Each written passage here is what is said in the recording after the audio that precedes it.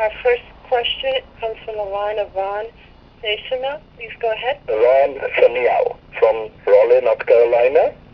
And I have two things I'm observing, that healthcare, I like the word insurance rather than care. Number two is the Republicans are lying so much, people are getting brainwashed. So we need to fight back. Forces should be met with forces. We need to have our own ad justifying the truth. Because they are lying so good that people are getting brainwashed. And instead of depending on TV, radio for free service, we should create our own ad. And I am willing to donate money for ad and put it on television. 30 seconds ad, 50 seconds ad, bombard them with ads with truth and nothing but truth. That's what I feel, that, Gandhiism works with people who have conscience. But those who don't have conscience, let forces be met with equal or greater forces. Thank you. Well, I do appreciate what you have said and also the passion that you bring to this. It's precisely the type of passion that's going to carry us over the top. There are some heartening statistics that everybody on the call should be aware of. There was a Bloomberg poll released this week where some of the myths and distortions that have been put out by opponents of reform, people were asked whether or not the statement, the assertion that opponents of reform are making, whether it's about death panels or about rationing or about a government takeover of healthcare, whether or not these were legitimate statements or whether or not they were distortions and scare tactics. And for each and every one of them, large majorities of Americans are calling them for what they are, as distortions and as myths and as scare tactics. So that one of the things that I think we saw coming out of the president's speech last week was a pretty clear statement on where what his plan does and what it does not do. And there's a gathering accumulation of information about what these plans do and what they don't do.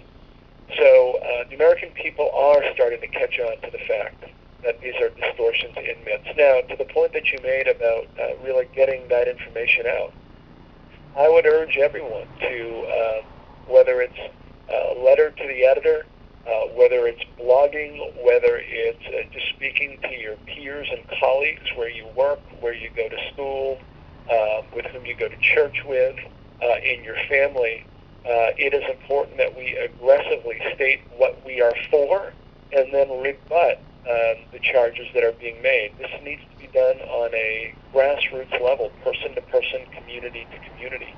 If we do that, we'll be fine. But the heartening news is that there's a growing realization that these distortions are nothing more than scare tactics. But TV ads are very, very effective. Like 15 seconds ad or 30 seconds ad. And as I said, I will donate money to start with. I appreciate that, and obviously I'm not going to get into the details of that kind of thing right now, but needless to say, there are advertisements that are out there that proponents of reform have put out that are aggressively delivering the message in a way that I think is effective. But thank you. Yeah, thanks for the question. Hope we can move to the next one. Not a problem. Next question comes from the line of Michelle Felder. Please go ahead. Yes, my question is, what exactly would the public option look like for those of us who are interested in pursuing that for our health care needs? I can field this one. The public option would essentially be just that, an insurance option that would compete alongside private insurance options within the health insurance exchange. So it would essentially be another, health insurance plan like the other health insurance plans, with the hope and the knowledge that it would provide additional competition and choice in the exchange to hold private insurers accountable to lowering costs, being efficient, and maintaining high quality and satisfaction. Thank you. Thank you. Our next question comes from the line of Rocky Hernandez, please go ahead. Hi. First off, thank you so much for doing this call, and please keep it up on every issue like clean energy and everyone coming up. I think it's really helpful to engage us like this. I live in the Bay Area, and, my 2 U.S. senators and my congressmen are all well on board. I called them and did all those types of things. But I really want to know, I was willing to go to Nevada 5 times to get Obama elected, New Hampshire, and all these other things. What are some of the big things I can do? The places I can call, people I can try to put pressure on. Because clearly, my guys are on board, but I'm willing to do so much more, and I think a lot of other people are willing to do that too. And my experience in California has been very similar to what I just said. People already know that their folks are on board and are looking and hungry to do more on this issue. And what can we do to get this passed? Well, I can grab that question. This is Paul in the Office of Public Engagement. And as Leffy mentioned at the top of the call, we have put together with the White House Office on Health Reform an action guide for young people, suggesting different things that they can do in terms of organizing themselves and working in the community to spread the word. And as David said, a lot of this is going to be done peer-to-peer and through your networks, spreading the word to get the correct information out there and push back against some of the misinformation. But look out for that health reform guide within the hour once we get off the call here. If you don't, please shoot your contact information to the public address that I mentioned, public@who.eop.gov, to make sure you get that information and at least are able to connect with some other folks who are already busy and active on this issue. But thanks for the question. Thank you. Thank you. Our next question comes from the line of Jorge Malatos. Please go ahead. Melis there, but it's okay. I have a question about paying for it. Obviously, a lot of the things that have been said is that the government can't pay for it because such and such reason.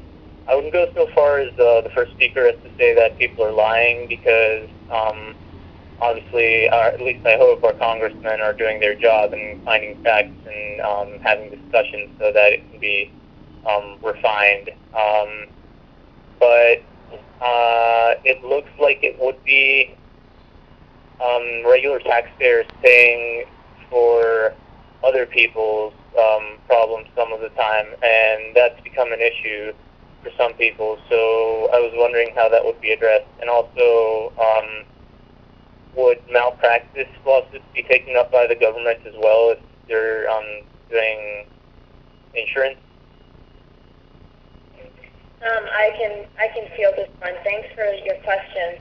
On the first part, I think it's important to remember when you mention that taxpayers are going to be paying for other people's issues, I think it's important to remember that health insurance reform is really going to help everyone.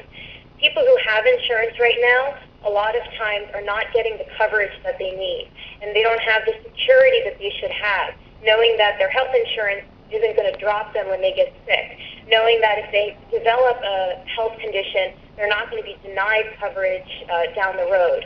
So I think it's important to remember that health insurance reform, it helps provide stability and security for people who have insurance and provides affordable options for people who do not.